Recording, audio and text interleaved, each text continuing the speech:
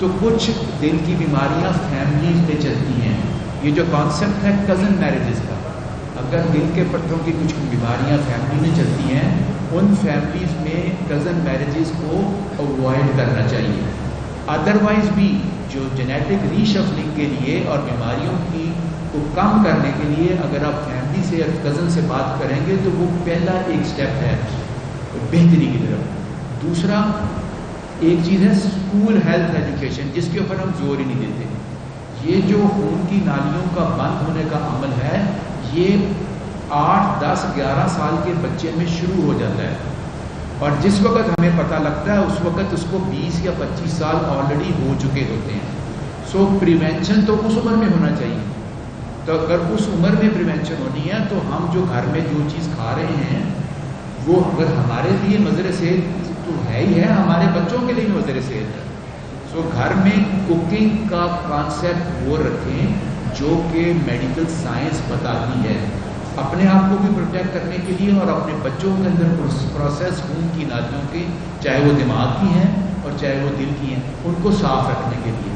سو پہلے تو اویئرنیس ہے اسپیشلی اپنی بچیوں کی بھی، کہ جنہوں نے ماں بننا ہے، جنہوں نے گھر چلانا ہے، کہ ہیلتھ کے بیسک پرنسپل کیا ہیں اور کیا چیزیں ضروری ہیں جن کو آپ نے عمل درآمد کرنا ہے.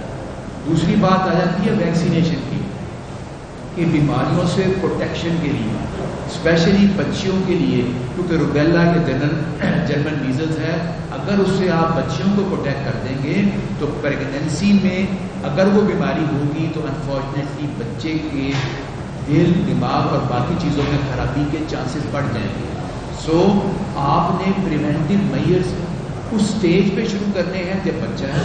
ان بچوں کو آپ نے ان کی ایجوکیٹ کرنا ہے، ان بچوں میں اس وقت آپ نے ہیلدی ہیبٹس جو ہیں وہ انکلکیٹ کرنے ہیں. یہ چھوٹا سا بچہ جو ہے وہ لیپ ٹاپ پہ ہو جاتا ہے، وہ چھوٹا سا بچہ جو ہے وہ آپ کا موبائل لے کے بیٹھا ہوا ہے، وہ جو باہر جا کے گلی ڈنڈا کھیلنا اور فزیکل ایکٹیویٹی کرنا وہ ختم ہو گئی ہے. اور اس فزیکل ایکٹیویٹی کے نہ ہونے کے نتیجے میں یہ بھی شوگر جو کہ ہم ایز فزیشین دیکھ رہے ہیں، اور جیسے میرے کولیگ کارڈیالوجسٹ جو ہارٹ کی بیماریاں دیکھ رہے ہیں، اس کی جڑ میں وہ لیک آف فزیکل ایکٹیویٹی ہے. اور یہ جو ایکٹیویٹی ہے جو بیٹھ کے آنکھوں پہ دینا، یہ آنکھوں پہ بھی اثر کرتی ہے اور دماغ کے کچھ لوگ کہتے ہیں کہ کینسرز کا باعث بنتی ہے. سو یہ جو ان ہیلدی ہیبٹس ہیں جو کہ ہم اپنے بچوں کو اس سے دور نہیں کر پا رہے، یہ انفارچونیٹ چیزیں اس طرف کو جا رہی ہیں.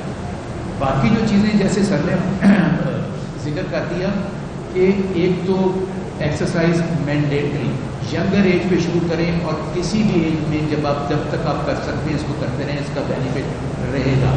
Balance diet, exercise, smoking, big no نا. اب لوگ کہتے ہیں جی ویپ پی لیں، آپ سمجھیں ویپ کا اتنا ہی نقصان ہے جتنا اس کا ہے. سو 2 سے 3 گنا زیادہ ریٹ ہو جاتا ہے ہارٹ کی بیماریوں کا اگر آپ اسموک کریں. الکوہول کے ساتھ یہ پرابلم ہے، ایکسیس آف الکوہول، یہ بھی دل کی بیماریوں کو اور باقی بیماریوں کو بڑھا دیتی ہے. So diet, exercise, avoidance of unnecessary چیز. اس کے علاوہ پریگنینسی کے دوران جن کو حمل ٹھہرا ہوا ہے ان کو ڈاکٹرز کے پاس ضرور لے کے جائیں. ان کو دوائی بغیر ڈاکٹر کے مشورے میں نہ دیں. پہلے 3 سے 6 ماہ آپ ان کو دوائی دیں گے. بہت ساری دوائیاں بچوں کے اندر انکلوڈنگ ہارٹ کی ایبنارمیلٹیز کریٹ کر دیتی ہیں. اب ماشاءاللہ ڈاکٹرز حضرات بہت سارے ہیں. یہ جو گھر بیٹھ کے دوائی لینا اور اینٹی بایوٹک لینا، یہ کانسیپٹ جو ہے اس کو چھوڑ دینا چاہیے. یہ نقصان دہ کانسیپٹ ہے. سو اس کے ساتھ جو بہت ضروری بات کی ہے mind, body and civil. Body صرف ایک طرف ہے، باڈی کا علاج کارڈیالوجسٹ اور فزیشین کر رہے ہیں. مائنڈ اور سول، اسپریچول، ہمارے پاس اسپریچول سب سے بڑا سپورٹ کیا ہے؟ وہ تو یوگا کرتے ہیں، یہ کرتے ہیں. ہمارے پاس تو ہمارا دین ہے، اسلام. اس سے بڑی اور اس سے بہتر میڈیٹیشن کیا ہو سکتی ہے؟ وہ ماڈریشن کا حدیث ہے کہ بھوک رکھ کے کھائیں. سو ہم جیسے حکیم صاحب نے فرمایا کہ یہ وہ بیسک چیزیں ہیں، یہ سمپل چیزیں ہیں. اور پرابلم پتہ کیا ہے؟ ہم بہت غریب ملک ہیں. ہم اسٹینٹنگ کا اور بائی پاس کا خرچہ نہیں برداشت کر سکتے. میں اور آپ تو شاید لکی ہیں کہ ہم لوگ 2-4 لوگوں کو جانتے ہیں اور ہم اپنا علاج کرا سکتے ہیں. What about 80% of the population? ان کے پاس کیا فیسلٹی؟ تو ہمارے لیے سب سے ضرور ہمارا سب سے بڑا سٹریس پریونشن پہ ہونا چاہیے، شوگر بھی اور ہارٹ کی ڈیزیز کے. تو ہمارا بچاؤ پریونشن میں ہے، ہمارے پاس پیسے علاج کے نہیں ہیں. اور آپ اسٹینٹ بھی دلوا دیں گے تو آپ کی ہیلتھ وہ والی نہیں ہوگی، آپ امپیئر ہو جائیں گے، آپ اس طرح پرفارم نہیں کر پائیں گے. وہ سٹیج آ جاتی ہے، وہ نقصان انفارچونیٹ ہو چکا ہوتا ہے، ساری عمر دوائیوں کا خرچہ. اور اب ینگ ایج میں اٹ از کلنگ پیپل. جو بریڈ ارنر ہے، جو گھر کے لیے جو لے کے آتا ہے اسباب اور بچوں کے لیے اور بچوں کی پڑھائی کے لیے اور گھر کے کھانے پینے کا بندوبست کرتا ہے، اس کو اٹیک یہ کرتا ہے. سو یہ وہی بات پریونشن اور بیسک اصول نیند. اور ہم کیا کرتے ہیں، نیند کے لیے ڈاکٹر کے پاس جاتے ہیں، جی ہمیں بھی کوئی چیز بتا دیں، دوائی دے دیں نیند کی دوائی حل نہیں ہے نیند نہ آنے کا. فزیکل ایکٹیویٹی کریں، ٹھیک ہے، تھک جائیں اور ذہنی طور پہ سکون کا بندوبست کریں. نیند اسے کہتے ہیں ریچارج کرنا، باڈی کو کل کے کام کے لیے تیار کرنا نیچرل طریقے سے. گولی کھا کے سوئیں گے تو صبح فریش محسوس نہیں کریں گے، وہ ان نیچرل ہے. تو میرے خیال میں نے ٹائم زیادہ لے لیا. بہت شکریہ. بہت شکریہ جی. السلام علیکم. لاہور پریس کلب کا اور سارے فارماسیوٹیکلس کا بہت بہت شکریہ. پبلک اویئرنیس کا یہ پروگرام آپ لوگوں نے مینیج کیا اور ارینج کروایا. یہ نیڈ آف دا ٹائم ہے، لوگوں میں اویئرنیس پیدا کرنا. بہت مختصر سی بات کروں گا. کافی سارے ٹاپکس تو میرے استاد محترم پروفیسر ندیم احمد ملک صاحب نے اور اظہر بھٹی صاحب نے آلریڈی ٹچ کر لیے.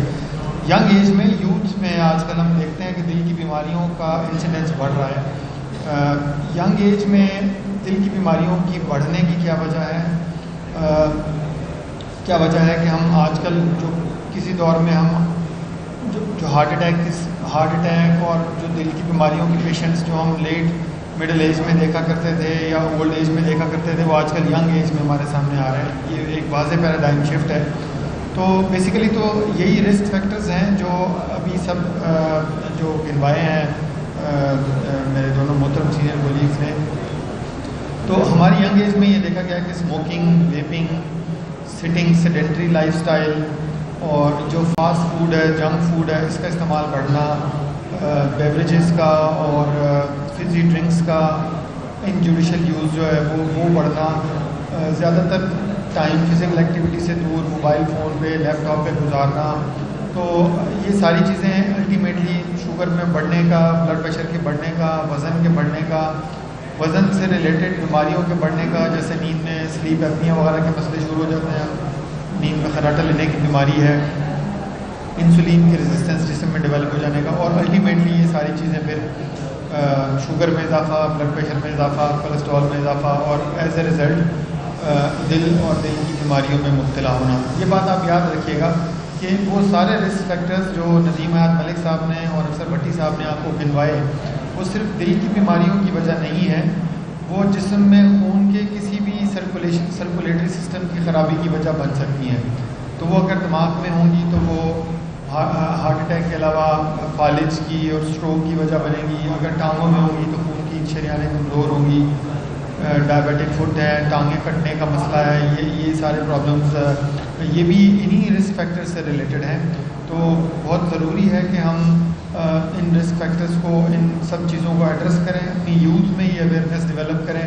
اور پیرنٹس کو چاہیے اپنے بچوں پہ، اپنے جو ینگ سبلنگز ہیں ان پہ نظر رکھیں، ان کو انکریج کریں فزیکل ایکٹیویٹی کی طرف، ان کو انکریج کریں ان سارے جو مضر صحت جو چیزیں ہیں ان سے اوائڈ کرنے پہ، تاکہ یہ کہ وہ یوتھ آگے جا کے ایک ہیلدی معاشرے میں اور ایک یوزفل اور ایک فرٹائل معاشرے میں کنورٹ ہو سکے.